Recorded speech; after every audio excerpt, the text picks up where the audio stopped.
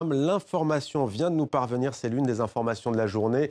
En Algérie, le pouvoir, dans un message attribué à Abdelaziz Bouteflika en Algérie, affirme que la présidentielle est reportée. Elle n'aura pas lieu comme prévu le 18 avril prochain. Notre éditorialiste Slimane Zeguidour nous a rejoint.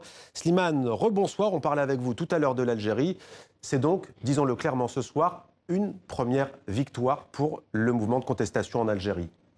D'abord, c'est la première réaction du gouvernement, réaction explicite, directement adressée à la population. Ouais. Et je ne crois pas me tromper, Mohamed, en disant que c'est la première fois depuis l'indépendance En 1962. qu'un pouvoir algérien fait droit à une demande explicite de la population. Là, c'est historique. Il fait droit, mais à moitié, parce que les protestataires, les millions de manifestants demandent la non-présentation, la non-candidature du président sortant. Elle ne demande pas un report, elle demande pas un report. Justement, c'est non au 5e mandat. Voilà, donc la question reste, est-ce que dans ce report qui aura lieu pour quand, est-ce que le président sortant va se représenter ou pas? Mais pour l'instant, pour l'heure, ce qu'on peut dire, c'est que c'est la première fois qu'un pouvoir entame un début de recul face aux demandes explicites, massives de la population.